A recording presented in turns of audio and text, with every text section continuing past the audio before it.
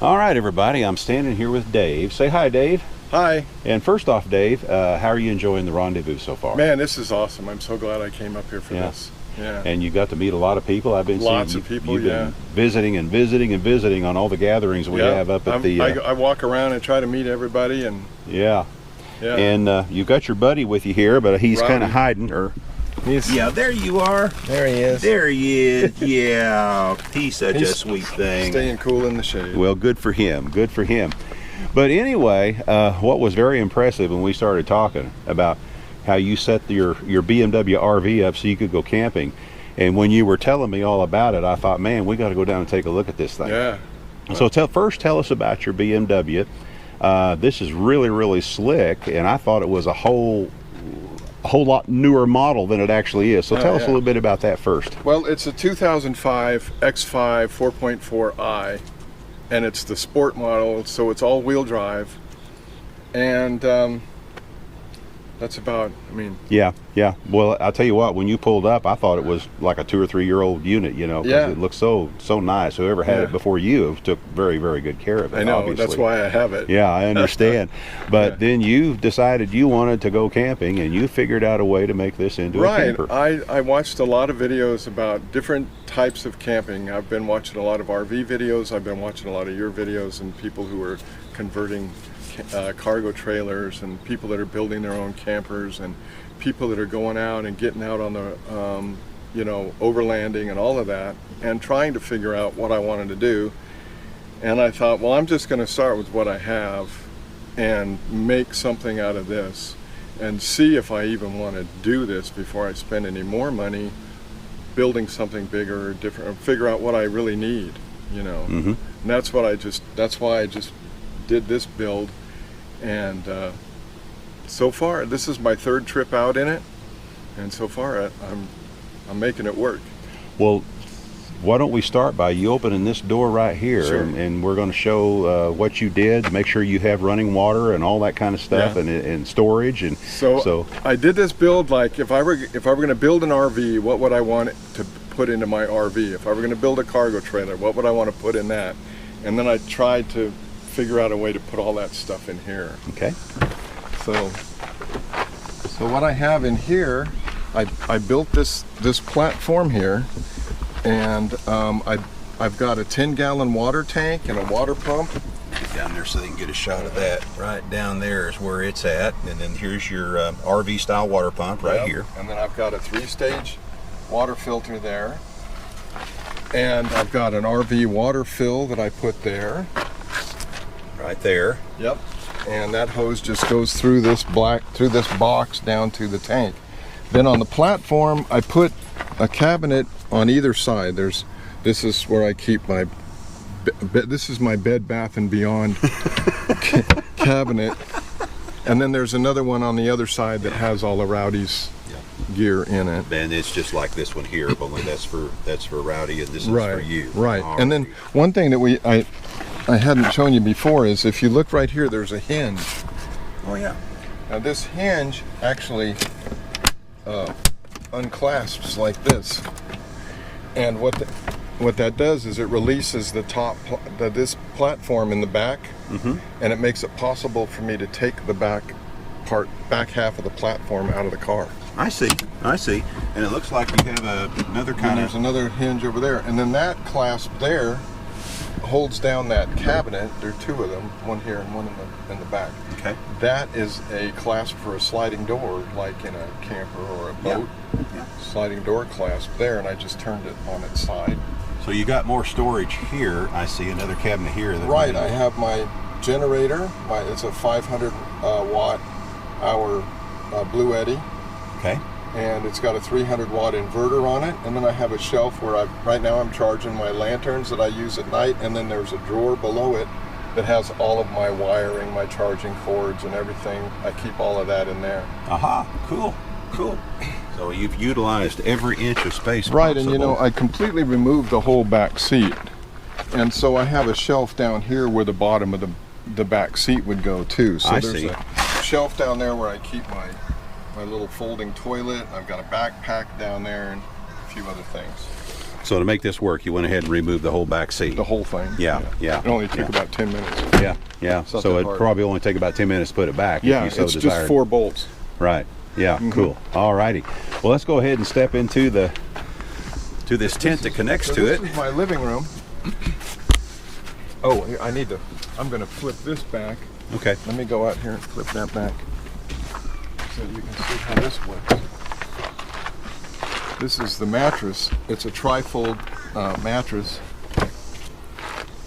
And those are available on Amazon. Yeah, you can get these on Amazon. I don't recall the cost exactly, but it was pretty reasonable. Yeah. And it's really Very firm. comfortable. Yeah. Very nice. Yeah, it looks nice. And I just slide both of my seats all the way forward. And then that gives me all the room I need to sleep in here. Oh, yeah. Yeah. Yeah, it's really nice. I just climb in the back right here and crawl. I never close this. I probably would if I was in a place where I had to fear bears or something, or Bigfoots, then I might close it, but I don't usually close it. And Rowdy sleeps, here's his tent. That's Rowdy's room right there. That's his tent, and then I bring his bed in here. He sleeps either in the tent or in the bed.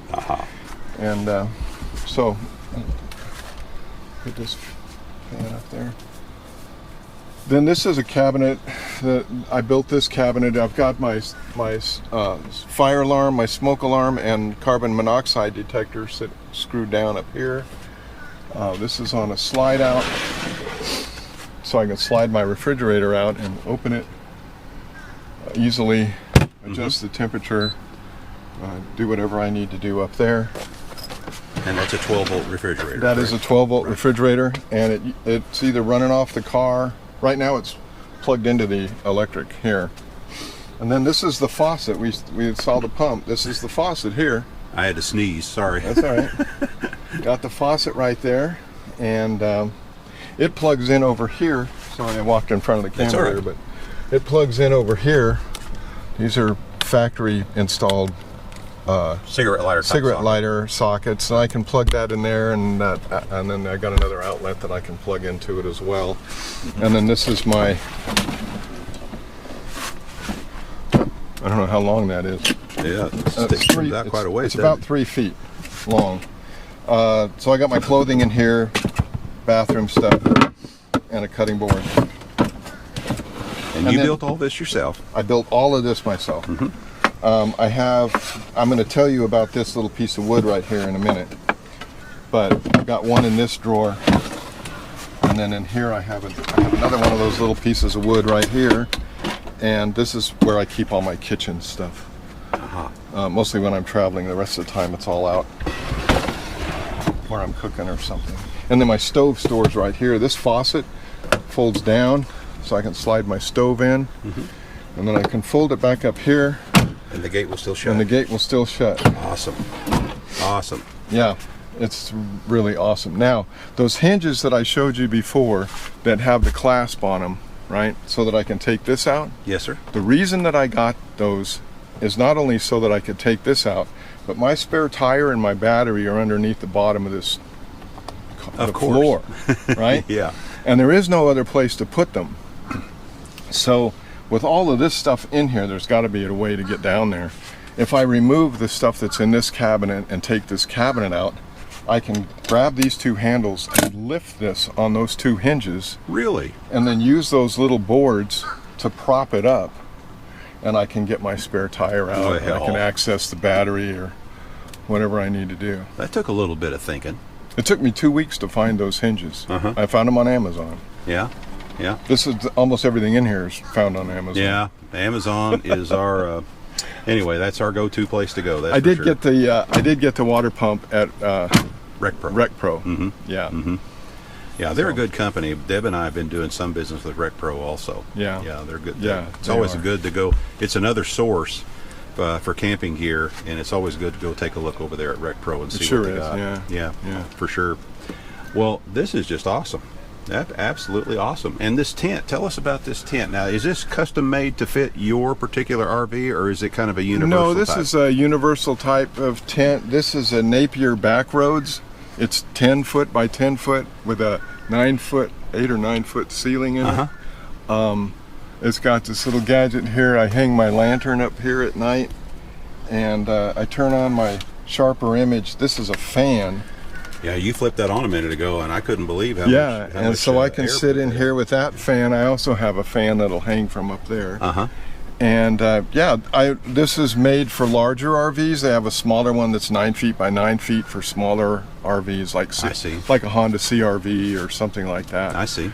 So I got the one for the larger RVs, but you could use this for a BMW or a Tahoe or any, I see. A Bronco. Now back on this fan, it is USB powered. Just I thought it we is might USB. mention that right quick. Yeah, it is USB powered. It's plugged in right now, and they can hear it. They won't be able to feel it, but it really puts out a lot of air. I was really impressed. It's quiet enough that it's easy for me to go to sleep. Yeah, with and if you had it close up to you, just to circulate some air when you want to go to sleep at night on a fairly warm evening. And another thing that I like about this is I've figured out how to fit it into the window in my door, so I can close the window with this. These windows have that sensitive sensor in it though, so that if something's in there, the window will go right back down. Right. So you got to kind of trick that sensor.